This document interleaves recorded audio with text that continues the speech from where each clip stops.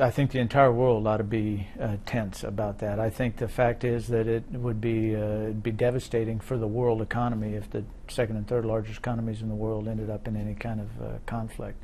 I do believe that that claim was an exaggeration, and I don't see it near to that level.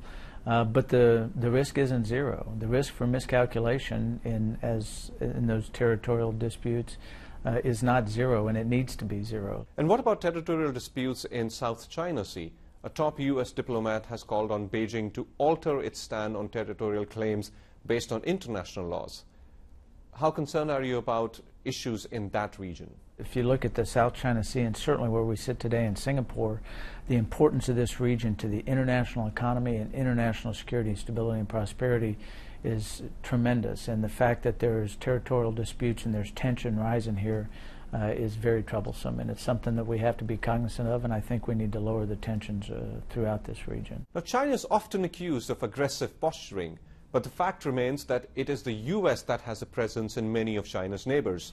So could Beijing be forgiven for thinking that it is the U.S. that has an aggressive strategy? I don't know how they would say that, because we lay no claim to anything. We're an objective party when it comes to territorial claims.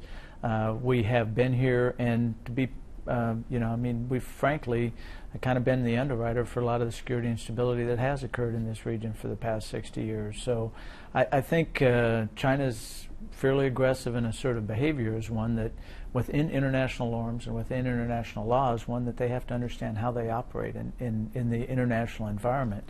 And it's not a question of the United States being aggressive, and I don't think we've demonstrated that at all. It's one of us operating in international airspace and international waters. How would the U.S. react if China started increasing its presence in international waters around the U.S.? That's as it should be, and they're already doing it with their new carrier, the CV-16, and clearly China is globally present, probably not to the extent the United States is right now, but that is, again, that's part of the international system and of governance and laws and international laws. So, I mean, I think it's right and it's inevitable, and it in fact is occurring that China is more globally present.